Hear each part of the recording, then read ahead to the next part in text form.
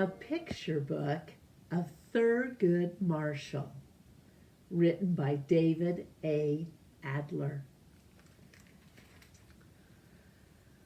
Illustrated by Robert Casilla. Holiday House is the publishing company.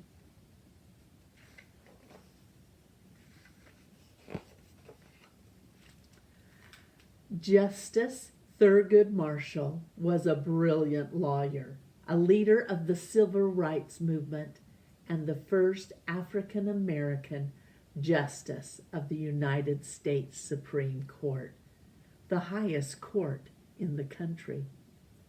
Thurgood Marshall was born on July 2nd, 1908, in Baltimore, Maryland, to William and Norma Marshall. The Marshalls' first son was named William Aubrey. Their second son was named Thurgood, after the boy's grandfather, a freed slave who served in the Union Army during the Civil War. But by the second grade, young Thurgood was tired of writing out such a long name. He shortened it to Thurgood.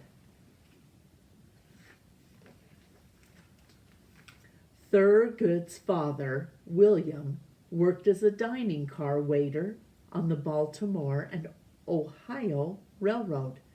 Later, he became a waiter at a fancy all-white country club. William Marshall enjoyed reading about trials, and when he could, he went to court and sat in the visitors' gallery. Sometimes he brought Thurgood along. William Marshall was the first African American to serve on a Baltimore grand jury. William Marshall taught his sons to debate and to prove whatever they said. Thurgood said later on, his father, "He never told me to become a lawyer, but he turned me into one."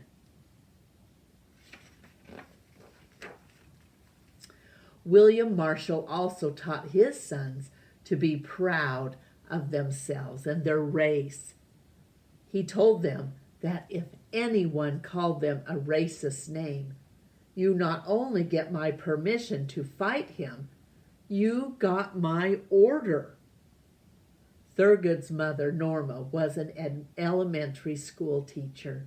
She was a strong-willed woman who believed in hard work, and she knew the value of a good education. When Thurgood entered law school, she sold her wedding and engagement rings to help pay his expenses. Young Thurgood played in the back alleys near his house. According to his relatives, he was a pretty tough guy. At school, he was often in trouble. To punish him, the principal sent Thurgood to the basement with a copy of the United States Constitution. He couldn't return to class until he had memorized some of it. Thurgood Marshall said later that before he graduated, I made my way through every paragraph. When Thurgood Marshall was young, segregation was common. African Americans were kept apart from white in many theaters, restaurants, hotels, parks, schools, and other public places. In 1896, the Supreme Court had declared it legal to have separate but equal facilities for blacks and whites. Well, in September of 1925, Thurgood entered Lincoln University, then an all-male, all-black college in Pennsylvania. Well, while at college, Thurgood and some African American friends held a silent protest against segregation. They went to a movie theater and sat in the white-only section. Thurgood wrote later that when the movie ended, the other people didn't even look at them. I'm not sure I like being invisible, but maybe it's better than being put to shame and not able to respect yourself. At Lincoln, Thurgood met Vivian Burney, a student at the University of Pennsylvania. She inspired him to become a serious student. Thurgood and Vivian planned to marry 5 years after they graduated, then 3, and then 1. But they didn't even wait that long. They married on September 4th, 1929, before Thurgood began his last year of college. Thurgood Marshall graduated Lincoln University in June of 1930 with honors. He wanted to study law at the University of Maryland, but the university was an all-white school, and they wouldn't admit him. He went instead to the law school of Howard University in Washington, D.C. After his first week in school, Marshall knew that being a lawyer was what I wanted to do for as long as I lived. He studied hard. He said later, I heard law books were to dig in, so I dug way deep. Thurgood Marshall learned from all of his teachers at Howard, but especially from Charles Hamilton Houston. Houston taught his students to use the law as a tool to fight segregation and discrimination. Houston worked for the NAACP, the National Association for the Advancement of Colored People. He was the first African American to win a case before the United States Supreme Court. Thurgood Marshall graduated Howard University Law School in 1933 at the top of his class and opened a law office in Baltimore. The next year, he began to work for Charles Hamilton Houston and the NAACP. In 1935, Thurgood Marshall scored his first victory against segregation. He and Houston argued for the right of Donald Murray, an African American, to be admitted to the University of Maryland Law School. What's at stake here? Marshall told the court, is more than the rights of my client. It's the moral commitment stated in our country's creed. The court ordered that Murray be admitted at once to the school that had refused Thurgood. 3 years later, in 1938, Thurgood Marshall was made the chief lawyer of the NAACP.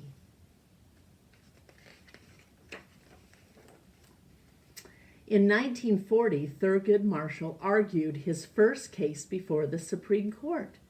He represented 3 African Americans who were accused of murder. The men had been kept in jail away from lawyers and friends. They were asked questions for 5 days, almost without stop, until they confessed to the murder. Well, Thurgood Marshall argued that the men had been forced to confess. The Supreme Court agreed. Thurgood Marshall had won his first case before the country's highest court. He would win 29 of 32 cases he tried before the Supreme Court. His greatest court victory came in the case of Brown versus Board of Education of Topeka. Marshall challenged the right of states to have what they claimed were separate but equal schools for black and white children. He told the court, equal means getting the same thing at the same time and in the same place. Separate schools could not be equal. The Supreme Court agreed with Thurgood Marshall. Chief Justice Earl Warren wrote that to separate a minority group from others solely because of their race may affect their hearts and minds in a way very unlikely ever to be undone. So on May 17, 1954, the court ruled to end school segregation. The decision was a turning point in our country's history, a turning away from segregation and the terrible hardships and feelings that came with it. Thurgood Marshall said later that this ruling, more than anything else, helped to wake up African Americans to demand equality.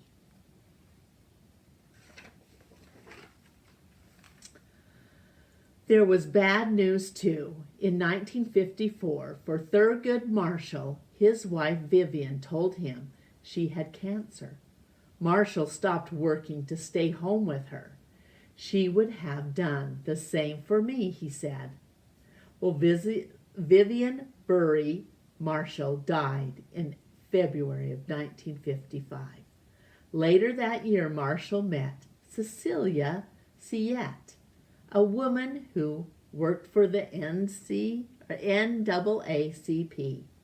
They shared many interests and loved being together. Well, Thurgood and Cecilia married and had 2 sons, Thurgood Jr. and John.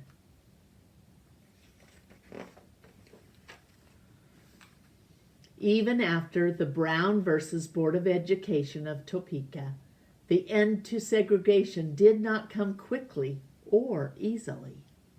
Thurgood Marshall continued the legal battle. He fought in the courts against segregated housing, parks, beaches, restaurants, buses, and trains. He helped with the Montgomery, Alabama bus boycott led by Dr. Martin Luther King Jr. Thurgood Marshall became known as Mr. Civil Rights. In 1961, Marshall was nominated by President Kennedy to be a judge on the United States Court of Appeals. It took almost a year for the Senate to approve his nomination. 4 years later, President Johnson appointed him United States Solicitor General, the government's top lawyer. This time, the nomination was approved in just 1 day. On June 13, 1967, President Johnson nominated Thurgood Marshall to be a justice on the Supreme Court. He was its first African American judge. President Johnson said, "It is the right thing to do, the right time to do it, the right man, and the right place. He deserves the appointment."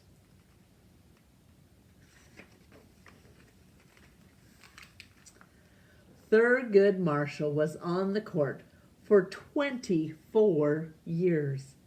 He was a sure voice for human rights. He retired in 1991 because of poor health. "I'm getting old," he said, "and coming apart." Justice Thurgood Marshall died on January 24th of 1993 at the age of 84. At a memorial service, he was called the most significant lawyer of his time and a true American hero. His casket was placed in the Supreme Court. One of the many thousands who came to say goodbye to Justice Thurgood Marshall left this note: "You will be remembered." Here is the author's note. Other members of Thurgood Marshall's family were strong-willed too. His great-grandfather had been kidnapped in Central Africa and brought to America to be a slave. But he argued so often that his slaveholder set him free on the condition that he leave the county and never come back.